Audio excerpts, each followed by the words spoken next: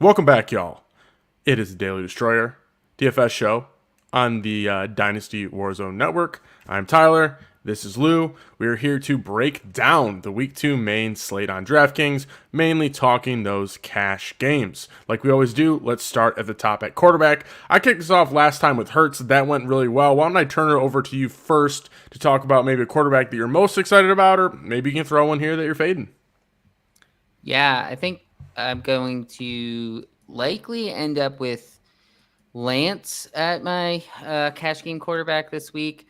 Just the rushing floor that's there. One of the big things this week that I'm sure we'll talk about a few times is a lot of the big names are just off this slate. The game that's going on actually now, as we're speaking, is taking off Mahomes and Herbert. You have the Monday night. There's two games. Sunday night game has Rodgers in it. So a lot of these big names are just off of the main slate. There's only 12 games on the main slate this week, which is less than it was last week with 13. So it's a little tighter pool, but I think there's a lot to say about Lance. Last week, it was not very good weather out there. I don't think they're expecting to be great weather again.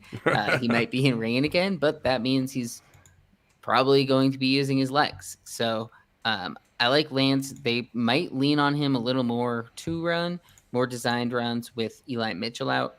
Now that he's injured, that's another 12 to 15 carries that they're going to disperse to other people. So Lance 5,700, probably where I'm going.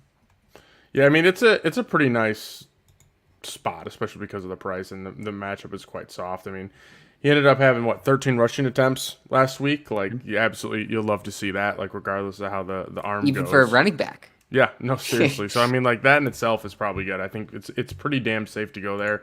If I'm not going Lance's way, which I'm kind of torn right now. I haven't made my decision. I really like Derek Carr this week. He really popped in my projections in terms of what I could expect from the Raiders offense. Things were looking pretty good. We're looking at a 51.5 point over under, 28.5 implied points from the Raiders against the Cardinals, whose defense looked quite hapless against the Chiefs. So for me, Derek Carr's squarely in play at 6,200. We'll get to it, but I think there's a really nice cheap stack there. Not like entirely cheap, but like cheaper than it should be stacked there with Derek Carr that I'm really looking at. But I think this game's really setting itself up well for Derek Carr to go nuts. And at 62, that is definitely a place that I'm looking. And if I wasn't looking at Carr, it would probably be Trey Lance. Your thoughts on Carr? Yeah, I like Carr. Generally, when from cash standpoint, I am the type of person that likes to have a little rushing floor to a quarterback. So I don't know. I think you can probably use the 500 to go to Lance instead of Carr. I wouldn't fault someone from picking the quarterback from the team with I believe they have the highest implied total because that's the highest game. It's the only game over 50 points this week. So a lot of people are going to look towards the Raiders Cardinals game. The other side of that game with Kyler, like I could see people going there for similar reasons. Mm-hmm. I think if I were to pay up, I would just go all the way up to Lamar, though. Yep. Like none of the guys in the 6K range really do it for me. And Lamar is way better, I think, as far as like playing someone in cash. I actually ended up going Lamar in cash last week, which it got there It got towards the there. end. It got there. But Yeah. oh man, He didn't run the, that the much. first half, like watching Hurts compared to Lamar, I was a little concerned. But yeah, I think for me, I probably will make some car teams. And I don't know. What do you think about Daniel Jones? He's 5,100. He is maybe just not good at football. We are potentially seeing that, but maybe it's the Giants. Like Saquon looks good. You can dump it off to him and pick up stats. But would you have any interest in him or anyone else in the lower 5Ks? I think if I had to look one way, I'm not sure I'd go there in cash, but Trevor Lawrence would interest me a bit at 5,300. He usually has a little bit of a rushing floor. Like didn't have it last week, but we know he can move if need be. It's kind of a risky bet, obviously, but at the same time, like I'm looking at the fact that they're playing the Colts, they're going to be playing from behind. They've seemed to improved. I like what I've seen out of some of the pass catchers. I'll get to it, but there's some of the wide receivers on the Jags that I kind of like at their price points this week. So I could see myself going Trevor Lawrence. It's just really tough for me. Lawrence. Yeah, I like Lawrence, but it's just really hard for me to sit here and tout like Trevor Lawrence is a guy that I'm going to go with. Not that much cheaper than some other guys. Yeah, Trey Lance in particular. Not even Lance, but you have guys like Tua. I like a decent amount this week. He's pretty much the same price as Goff. Like these other guys that you've seen do well and you've seen what type of games they can have. Where Trevor Lawrence last year wasn't all that great as far as ceiling at any point in time, right? Yep. What about Geno Smith? We saw a great game from Geno on Monday night. Do we think that could be something? 5,100. Maybe he's better than Daniel Jones. There's a chance. I don't know, man. I think it was just kind of the atmosphere and the rust was coming back. I'm not too keen on him at 5,100, especially when we got Trey Lance sitting there at 57. I can't really find myself getting there. We got a question here in the chat: Mehdi Ice or Jared Goff? Jared Goff is sitting at 5,400. I think Mehdi Ice, he's probably down. I'm trying to think. Is he on? Wait, am I thinking right? I think I would go. He's 55. 55. Yeah. I would go Goff at 54 over Matty Ice. I'm on Goff there. I could see Jonathan Taylor just running the ball the whole time, and Pittman's now didn't practice today either. That's something to monitor. Is Pittman seems to, I think it was a quad. He didn't practice yesterday. It was Wednesday. I didn't really think too hard about it, but usually when a player's out on Thursday, I start to get a little bit concerned. But I'd probably lean Goff. I think there's actually going to be a bit of a shootout between the Commanders and Jared Goff in that game. So I'd probably lean Jared Goff over Matty Ice. But on the other side of the ball, I do like Carson Wentz. 5,800 I think is a little bit more than I'd like to see Carson Wentz at. But it's really hard for me to kind of get away from the fact of how good he looked last week. And it was playing against the Jacksonville Jaguars. They're not that good, but he still threw for 313 and 4 tutties. But I'm not sure the Lions are much better than the Jags on defense. So I think it's kind of a sneaky stat game, is trying to get some Commanders and some Lions in there. And I think that game is one of the games that has a decent chance to, go over. I believe the over under at this point in time is 48.5. It's I don't know if I'd bet that, but I think if I'm talking just sitting here projecting is there a sneaky game that I think could go over and there's some cheap players in it, the Commanders and Lions is one that I would look at. I just think the Lions are going to be in tons of shootouts all year. Yep. Because they can fire back. They have enough options on offense that they can keep up with some of these teams. They might not end up winning the games, but we saw it last week. This is a team that I think Goff double stacks all year are going to be pretty sneaky.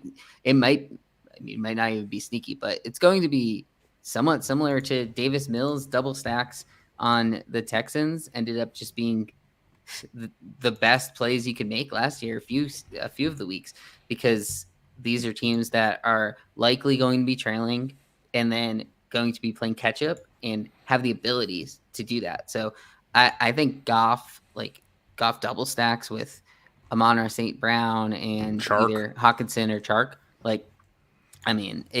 I'm probably going to try to make one of those stacks every week. You can bring him back. And Wentz showed last week that he's not washed up, Yeah.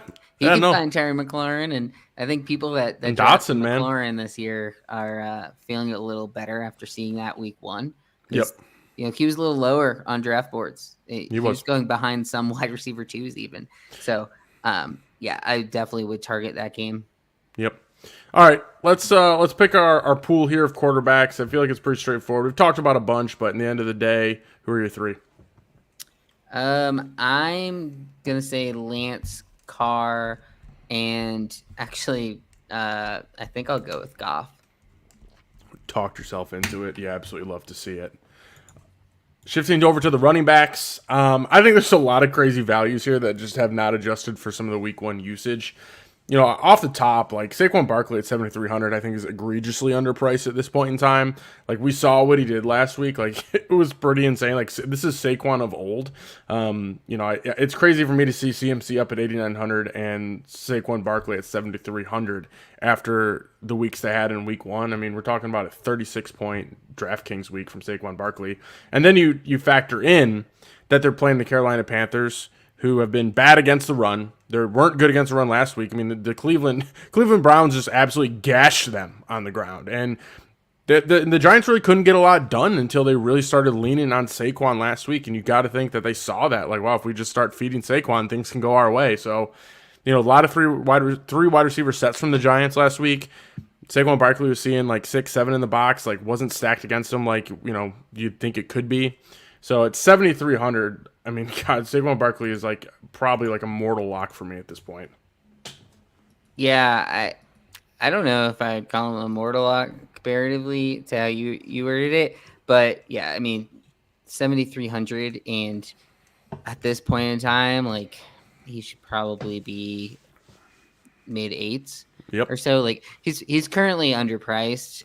If what we saw last week, like he had 24 touches, 194 scrimmage yards. If old Saquon is back, then anytime he's cheaper than CMC, like you're getting a decent chunk of discount off of CMC, then he's probably a guy that you want to play. He's 1,600 less than CMC, but they're going to project very similarly, have somewhat similar ceiling, and just from people watching last week, they might think CMC doesn't have the same ceiling he used to. So, Saquon Barkley is one of the best plays you can have at running back, but at the same time, it's going to be interesting in tournaments whether he's going to be a big decision point. You almost want to go all in on him or fade him, but it's going to be a scary fade to do. Yep. And what's interesting is the guy, when you're looking at the list right next to him, Joe Mixon below him at 7,200 is another guy I have a lot of interest in. Yep. I mean, last week, granted, they ran like a ridiculous, I can't remember, they ran like 90 plays, something absolutely insane. Like, we're not going to see that many plays out of the Bengals again, but 27 rush attempts and 9 targets for 7 receptions. The knock is against Mixon has always been his involvement in the pass game, and for him to walk out week 1 with 9 targets, catching 7 balls is pretty insane. Like, you'd like to see more than 21 points off of 27 attempts and 9 targets, but at the same time, they seem to be using him a lot, and now they get the Dallas Cowboys. Probably shell themselves at this point with Dak out. I really have a tough time seeing the Cowboys really doing anything on offense, so that would lead me to believe that the Bengals themselves could easily find themselves ahead in this game and just lean on him. I believe the Bengals are at least a touchdown favorite at this point in time. So, 2 guys back-to-back right next to each other, Saquon Barkley and Joe Mixon, are 2 guys I'm heavily considering.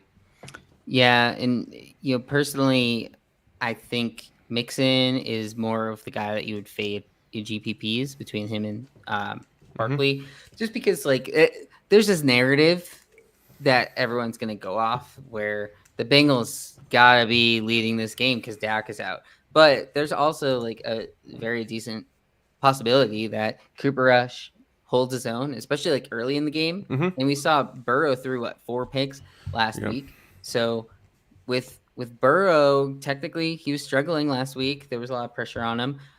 Cowboys defense isn't all that bad. So I could see a type of game flow here where it doesn't end up being mix and smash, but obviously it does make sense that he could. So he's the type of guy who could easily come out of this game with 100 yards and 2 touchdowns because of game flow.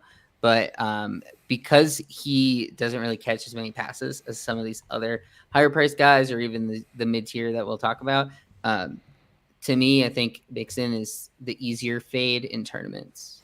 Yeah, so you're saying that the 9 targets, 7 catches is a bit of an aberration. Yeah, I think it was a game flow thing because in that game, this game that we're talking about right now, we're expecting the Bengals to lead. So I follow. For him to, at that price and that ownership, 7,200, probably 20% owned or so. If he gets 80 yards and 1 touchdown, he's a fail basically in tournaments for you. You need him to have 100+ and 2 touchdowns because in that game flow, he's not getting 7 catches. Makes sense. The last guy I want to mention, I think just based off the price and usage in week one, it's gonna be Daryl Henderson. I feel like he's gonna be a smash. I mean, maybe Saquon might be the highest owned running back, but I expect Daryl Henderson to be right below him at this point, and that really just comes down to the fact that one, they're playing the Falcons, and two, he's priced at 5,700. Cam Akers was an absolute non-factor. Even if Cam Akers gets some run again, it's quite clear that like they are preferring Daryl Henderson at this point in time. So, I see Henderson 5,400. 13 rushes, 5 targets, 5 catches. Like, even if he gets that similar usage against the Falcons at 5,700, it seems like a pretty safe play to me. Where if you need to save some cash and you don't want to pay up for the Mixon or the Saquon or another guy we're going to be talking about, he's a guy to really, you can get up elsewhere by playing Daryl Henderson. Yeah, I think one thing that might keep his ownership somewhat down is like Akers isn't hurt. Yep. Like Akers will still be there, so we're basing this off of 1 week at this point, and like 5,700 for Henderson if Akers comes out and is the number one is way overpriced, so I think that might keep some people off of him. It's going to be hard to not play him, but at the same time, like 5,700 for a running back who, if we get the role that he had last week, then it's a great price for him. Like there's a lot of guys that are $1,000 more expensive that have similar roles to that. So that's where like I think he's going to be pretty chalky. Those are going to be like the top 3, but I mean you could go up 1,000 to Leonard Fournette off of Henderson. So like of those 4, because I think Lenny's going to also be pretty popular. Of those 4 guys, which one would be out of the lineup for you? If I could, you're talking about if I could fit Fournette, Mixon, and Saquon in there, I would consider it. But like, there's some wide receivers I'm looking at right now that I don't think I'll be able to do that. I don't know. I'd have to think about that one a bit more. I think I'm playing Saquon for sure, and it'd be a toss up between Mixon and Fournette at this point in time. Fournette did practice in a limited fashion. I guess he was kind of hobbled, but again, 21 attempts from Fournette last week and 2 targets. It's a nice thing. They didn't really need to throw it, so I don't know. Maybe you've talked me into it. I'll probably end up going like Fournette and Barkley, and I'd be sitting Mixon and taking Henderson as of right now. Yeah, I think so too. I think there's a big decision point at wide receiver that we'll talk about. But yeah, for me, like I think I would prefer to have Lenny. But if I can't really find that $1,000, which when I was playing with lineups was somewhat difficult to do, then I don't know. I mean, Henderson's probably still the best under 6K. Are there any other guys under 6K that you were looking at? I'm taking a look down this list right now. Because I have some interest in a guy like Chase Edmonds. I was about to say Chase Edmonds. Yeah, man. The usage was great. Yeah. And like 5,200, he kind of like he might have a better role than Henderson, honestly. No, it's fair. As far as like percentage of touches and likelihood that he'll hold that. So to me, like it is against Baltimore. We'll see if Miami wide receivers get chalky at all. Like I could see Tyreek get chalky, and it could be some leverage off of that. But I played some Edmonds last week. Like I don't think fine. Didn't sink you. Yeah. Like they just didn't pass it as much because they didn't need to because they have a lot of options now. That's the thing. Yeah. So he was one guy. There's not like a ton in the 5K range this week. That's also why a guy like Henderson really sticks out. But what's your thoughts on Jeff Wilson Jr.? Because with Eli Mitchell out 5,100 going into the week, I expected to see like projections having him high and ownership projecting high on him. He's only 5,100, but there's a lot of talk about the other running backs on that team, and they just assume that it's going to be some sort of committee. Do you have any sort of interest in Jeff Wilson or not? Not too much. I'm not gonna lie to you on that one. It just wouldn't. I know everyone talks about like, oh, TDP was a healthy scratch. I mean, that was really just because he doesn't play special teams. So like, I just wouldn't be surprised if the end of this game, everyone's like, oh, I should have picked up TDP or oh, I should have picked up Jordan Mason. And I think if that's a stance someone wants to take of Jeff Wilson being that guy, like I wouldn't necessarily talk you down off that ledge. It's just not really a direction that I want to go. I think something kind of sneaky in that range in the fives that I have some interest in is looking at that New York Jets Cleveland game and both of the backs, Michael Carter and Breece Hall, being at 5,200. It's a little higher than I want to see, but at the same time, Joe Flacco threw it 19 times to his running backs last week. And frankly, I throw like 60 over 60 times. 59 attempts, Yeah. but still, like, that's a third. That's like 30%, target share going to the running backs, which is still substantially high. So I think to myself, like, the Jets should probably throw. I don't know if 59 is going to happen again, but they're probably going to have to keep throwing like they did last time. The offensive line's in shambles. I think they're playing like fourth and fifth string guys at some of the tackle positions or one of the two tackle positions. He's got to get rid of that ball quick. I think there's a world where we see another like 8 targets go to one of these two running backs. I don't know if I'm necessarily playing Breece Hall in my cash lineups. I don't think I can advocate for that confidently. But like he has the home run speed. So I guess it wouldn't totally surprise me to see Breece Hall or Michael Carter have like a 20-plus point game on DraftKings this week. So something to keep an eye on.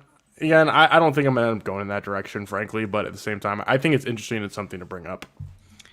Yeah, I honestly think in that range, my favorite play might end up being Rashad Penny. It's the type of thing where, like we saw last week, that maybe the Seahawks aren't as bad as we thought they were. Mm-hmm. And if they do have a lead, they're likely going to run it a bunch. We've seen Pete Carroll do that plenty of times, and Penny's the guy.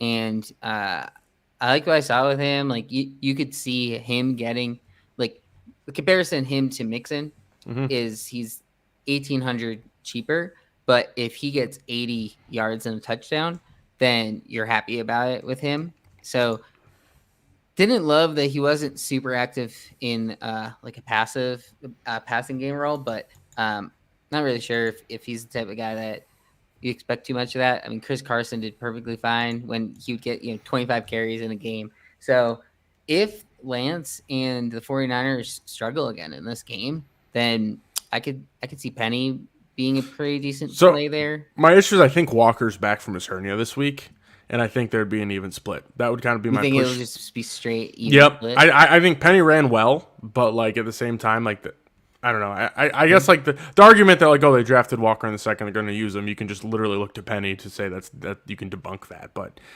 I don't know. I think Walker's a talented running back. I think he's easily a 1-2 down thumper. So I think if Penny couldn't get done last week with like no one standing in his way with a talented back like Walker in the mix, it's just I have no interest whatsoever playing Penny in any format. So I'm not with you on that one. How about, I think one of the better plays, especially if with those two low 7K running backs being pretty chalky. Well, one thing is this could be the least ownership you see on CMC on the year, but I think Nick Chubb is in a pretty good spot, and he's 7,100. I don't think a lot of people are necessarily going to look his way because you can just click on Mixon, who is very similar, and obviously with like Kareem Hunt there. But they're playing the Jets, and it's Nick Chubb. We've seen him have 180-yard multi-touchdown games plenty of times. I'm probably going to try to sprinkle in some Chubb. It's fair.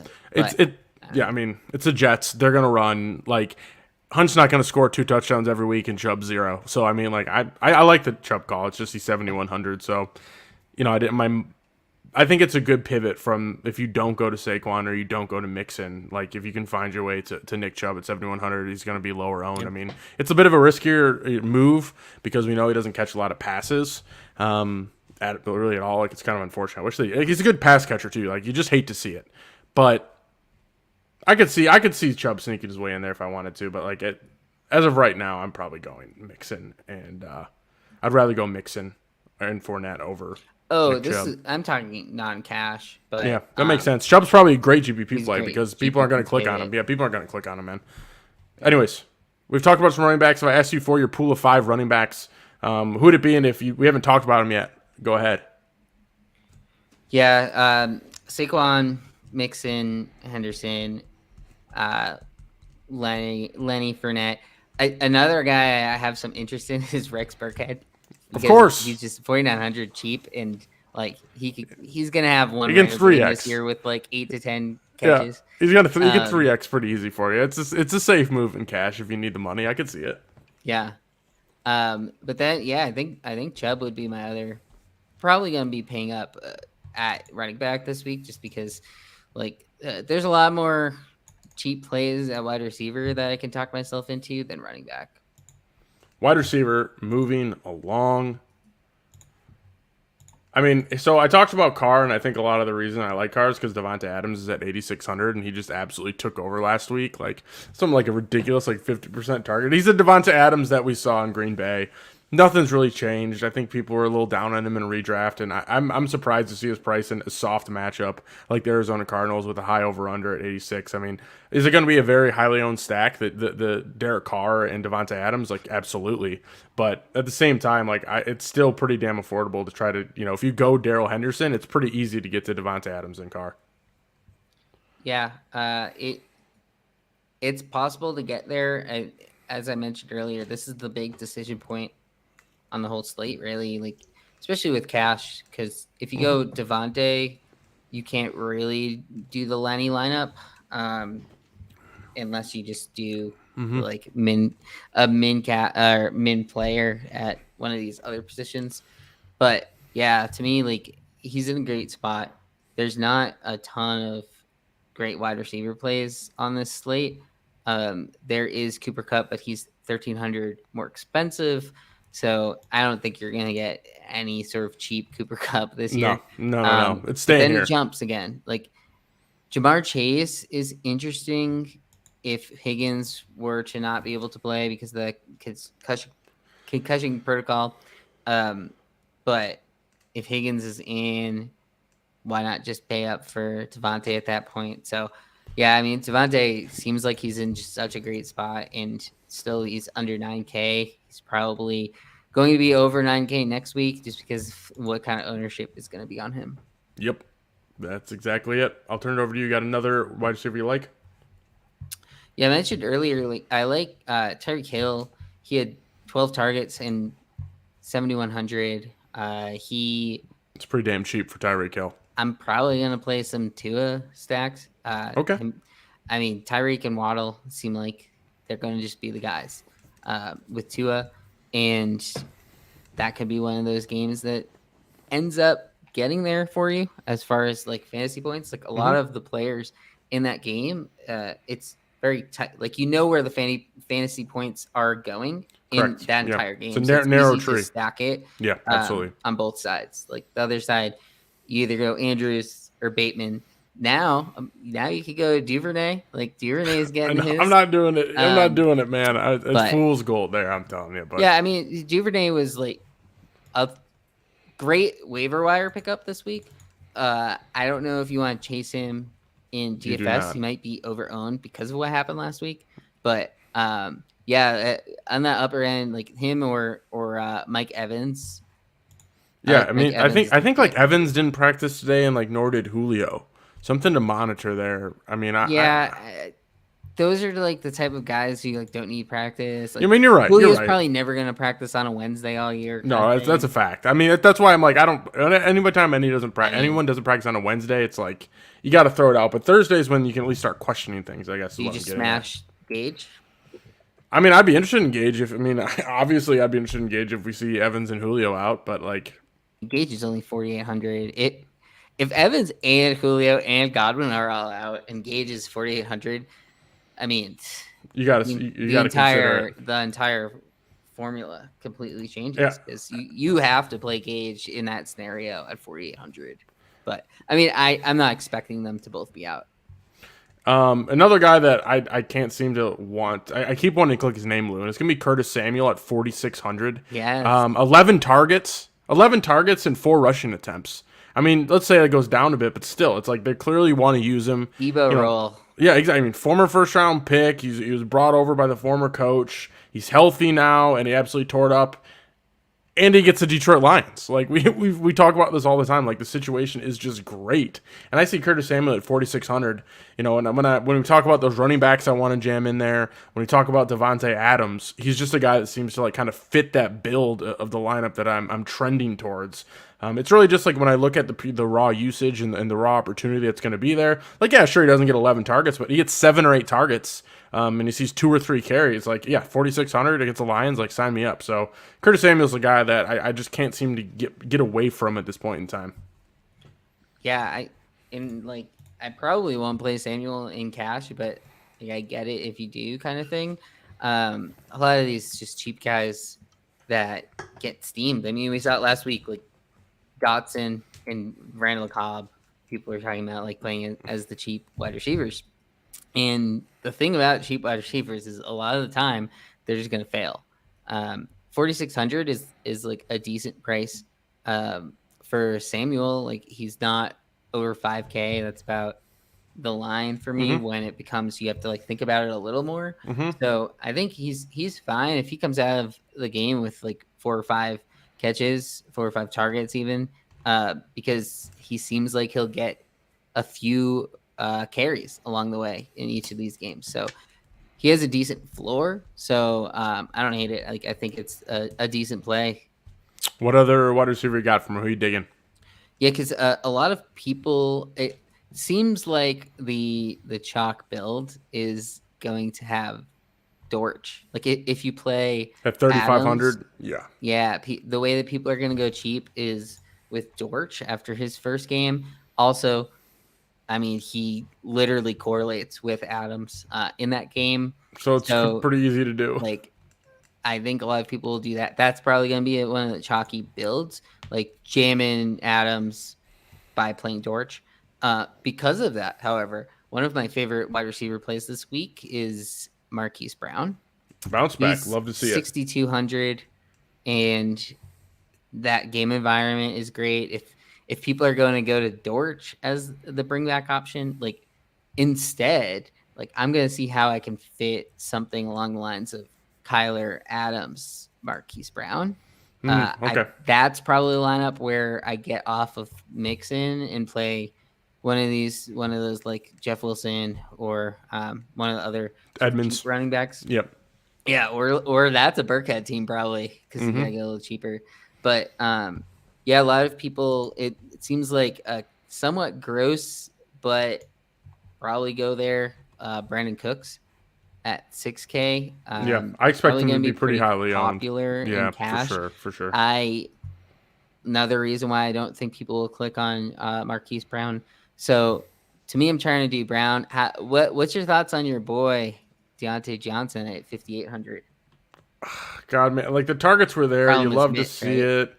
The problem is Mitch. Like I just could see this being like an extremely ugly game, like the Patriots and the Steelers, where there's just not much fantasy excitement coming out of this. He'll probably get his targets. I'm just looking elsewhere at 5,800. Like I could easily find. I think I can find the money to go from 5,800 to 62 to Marquise Brown. I mean, I think one of my biggest issues with Deontay at 58 is like Jerry Jeudy's at 56. Like I think I'd rather have Jeudy at cost when we're talking about that. I mean. And then if you want to talk about another thing that I'm interested in is, let's say these pass catchers end up healthy for the Bucks. I think there's a world where I kind of like Julio Jones in this game. Mike, like how this goes, like the narrative, Mike Evans and Marshawn Lattimore, he pretty much it's his dad, man. That's his dad. Like Evans doesn't get anything done against Marshawn Lattimore, and if Julio's playing, he looked pretty good last week. So like. I have some interest in Julio at 55. Like, I don't think he's going to end up being in any of my lineups, but like we're talking about that range. I don't know. Forgot about the Lattimore thing. Yeah. It's like he usually locks Evans down, so he's got to look elsewhere. So maybe I don't know. Evans just doesn't play. I mean that's another thing. There's a lot up in the air for the Bucks right now. So I guess maybe the Bucks struggle in this game. Yeah, exactly. I mean that's another thing. A slow game. Like Saints like to play slow a lot too. Yeah, I mean. I'm not too sure. I mean, same range. I feel like we do got to talk about Christian Kirk and his 12 targets. Yeah, I will be playing Kirk. I right now I'm thinking of like what sort of tournament lineups. I want to play, and the Tua stack interests me, and then Lawrence with Kirk interests me a lot. Interested me a lot more when Pittman a couple days ago, before this like injury concern with Pittman. If Pittman is out, I think that is another big decision point on the slate, because then it kind of seems like someone like Paris Campbell could be a good play, or pick up ownership. Or Alec Pierce. I What don't would really you know. do if Pittman was out? I thought Pierce is also injured. Yeah, I mean, I don't know. I mean, if Pittman's out, I mean, I don't know if I'm going all the way up to JT. I'm probably just avoiding that situation entirely. Yeah, I don't think you can do JT per No, se. yeah, but I also want to, like, we're talking about cheap wide receivers. Like, I like Zay Jones, man. Talking about like a sneaky T-Law stack, you can get T-Law, Zay Jones, and Christian Kirk for pretty damn cheap. I mean, T-Law had 275 passing last week. It's not like he's throwing it 150 in games. Like he can still put up the numbers. Yeah, and Zay Jones, he had 9 targets, 6 catches, 65 yards. Like, didn't light the world on fire, but he had 3 red zone targets. Could be a fluke, could not be a fluke, but 40. There's a world where I think like I could see myself wanting to double stack T-Law, Zay Jones, and Christian Kirk, and you can fit a lot of players when you go that route. Yeah, I agree. I think that's pretty solid. Like, I like a lot of the 5K wide receivers more than running back. It's somewhat interesting. Like, generally in tournaments, I like to put a wide receiver in, plug them into the flex spot. And I'll probably do that this week, because I do prefer a lot of those 5K wide receivers over pretty much anyone besides Henderson, even Henderson in a tournament. Yeah. So I'll probably be going there. Are there any other like cheap guys that you had interest in? We already kind of talked about. I mean, going back to Dotson, thing, at 4,200, I think is something I could be talked into. I think like I don't know if he like is a cheap guy technically, but Sterling Shepard, man, like he might be the last man standing there for that Giants team. Yeah. Like he really did it all on one long touchdown last week. But like, there's a lot to like about what he's done when he's on the field. So like, I mean, 49 is a little bit more than I wanted to see. So I'll be honest. Like, I guess I just want to say Sterling Shepard's name on the record. I'm probably not playing him because he's a little more expensive than I wanted him to be. But I think I talked about Curtis Samuel. We talked about Dotson. You know who people might not be playing much of, but honestly, like should, is Hunter Renfrow. Like I can see it. In times like this, where it's very likely Carr Adams, you go into a tournament with Carr Adams, you better have some good other stuff in your lineup, because you're not the only one doing that. Then maybe like in small fields tournaments like that, you go Carr with Renfrow and Waller. Like you just pivot off of DA. Not play Adams, but you're still saying that game is going to sort of go off. So I think that's how I'd play it in tournaments there. But like, I feel like there's not going to be a ton of ownership on Renfrow, because people just see him as so far down on the totem pole. But 5,500, he doesn't have to even score a touchdown to really get there. So I could see he could have 7-8 catches for 75 yards or whatever, and still be pretty decent in some of your lineups. So I think Renfrow would be on my list as far as like making more lineups. Probably not cash, but like a longer list. All right, let's give me the pool of 5 wide receivers you're most interested in, Lou, before we go over to tight ends. I'll say with Adams, Tyreek. We'll go with we didn't talk about Michael Thomas, but I do like him for that price. I'll say Marquis Brown. Greg Dortch is probably just play him in cash if his ownership, if he becomes like this is the cash play, then I probably just would avoid him in tournaments and just play Marquise Brown. And then Christian Kirk. Love it. Going over to the tight end position, Lou, what you looking at? Yeah, so Kelsey obviously playing on Thursday night game. He won't be there. So to me, like Mark Andrews kind of stands out as if you're going to pay up, if you have money to do it, you play Mark Andrews. The chalkier guys are going to be Albert O and Tyler Higbee for a little cheaper.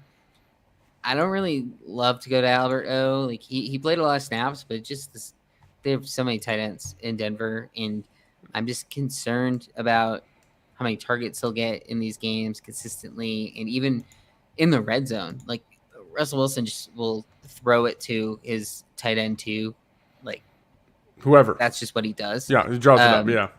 So I think I would prefer Higbee. I'm trying to get Higbee. So that's where for me, it might be harder to fit Lenny, because this is one decision point that I think I'm going to go up to Higbee.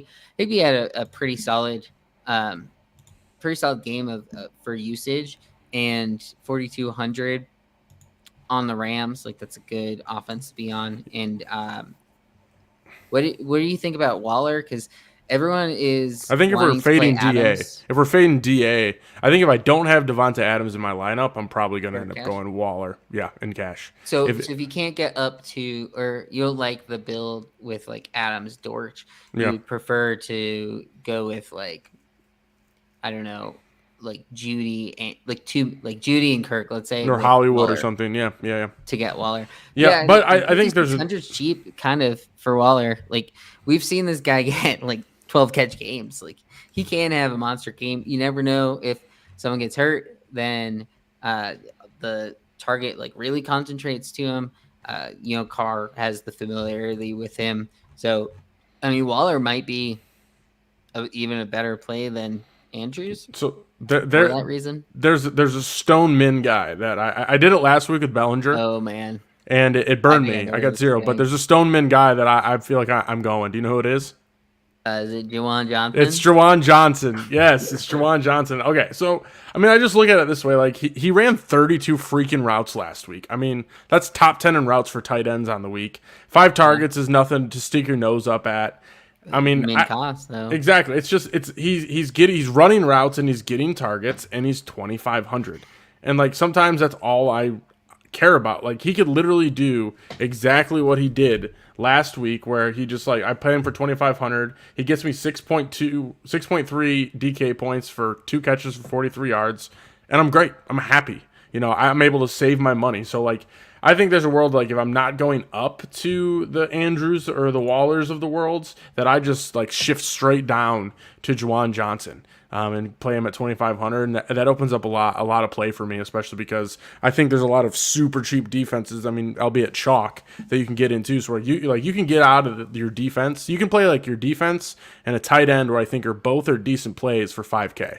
So I think it just opens up a lot for the rest of the spots. Yeah, I could see it. Him getting some ownership.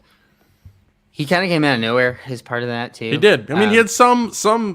There was some last year where you kind of saw it, where you're like, okay, he's a pass catching tight end, but I mean, it's the routes, man. I can't get away from seeing that they had this dude run 32 pass routes with 5, and then he wasn't just running wind sprints. I mean, 5 targets again is solid. So I'm they're dogs again playing against the Buccaneers. We talked that the Bucs could struggle, that's very likely something to monitor. But I mean, if Evans is a go and Julio is a go, you got to think the Bucs are going to find a way to score points on the Saints. So I don't know, Juwan Johnson, to me, if I'm not paying up for Waller or Andrews, I'm just jumping all the way down to the Stone Min 2,500 Juwan Johnson. Yeah, and I would say that Logan Thomas at 3,400. Yes, I have him ranked another higher. Decent cheap play that I'd look at. This is just what happens at tight ends. It's kind of weird where you just don't want to really play. Hogginson 4,700, Schultz 5,200. No interest. Zero interest in either of those because of their price points. They're just so much up and down. Noah Fant is 4K. It's just some of these guys are just so. If you want to call it mispriced, maybe it's not that mispriced, but even Kyle Pitts is 5,400. I don't have a ton of interest there, but we know that he does have a pretty good ceiling when that pops up, and this is a week where not a lot of people are going to be clicking that name. So that's just to keep in mind. But Hogginson. What's your take on him as someone out there in Detroit? He's kind of always been in this 4,500 to 5K range, and sometimes he'll get peppered with targets, but he doesn't really have monster games either. Do you have any interest in him in that game? No, I don't. Like, four. What do you have? 4 for 38, 7 targets last week. I just can't do it, man. Like, there's just too Yeah. many targets out there. Like between Swift, Jamal Williams, between Amon-Ra St. Brown and Chark, even Josh Reynolds getting a couple targets. Like, it's just they spread the ball around. I think he's just a better real life football player than he is a fantasy guy. And he's just always too expensive. Like, he's priced in that middle range. Like, if he came down a bit and was priced in the Alberto's, like the 38s or maybe even like 4K, I think there'd be some consideration. But like 4,700, the ceiling just isn't there, and I just can't. I just need that money elsewhere. So it's not something I'm considering. Is Hogginson this week? Yeah, I mean, that's fair. Yeah, it was the type of thing where, like, I probably wouldn't play him, but he's just kind of in that weird range. It was like in drafts too. He was just in that weird range where you're like, am I overpaying for a tight end right now who isn't the top tier? He's in a weird like tier at tight end where it's a position where if you're not consistently getting touchdowns, then you're kind of just like not as sexy of a pick. So probably will avoid it and just go down to Higbee if I'm in that range. All right, so give me the pool of tight ends, and if there's someone we haven't talked about, let's finish it out. Yeah, Waller, Higbee. I'll put in Juwan there. Like, I wasn't necessarily considering him, but I think I would rather play. Like, this is something Levitan always talks about, like punting tight end. I think I would rather play Juwan than Dortch, honestly. And going from Higbee down to Juwan means Dortch up to a 5K wide receiver. So like that is a big upgrade. So I'll probably look to do that. Love it, Lou. All right, let's finish it out here. Defense, special teams. I mean, it's really tough for us to. I mean, the Bengals are. I mean, I wouldn't be surprised if the Bengals have like 40% ownership in cash games this week. Like, I know that sounds ridiculous, but like the fact that they're 2,200. They're like so obvious. Yeah, it's just 2,200. They're playing against Cooper Rush. Like, I mean, like it's just like in cash games, like.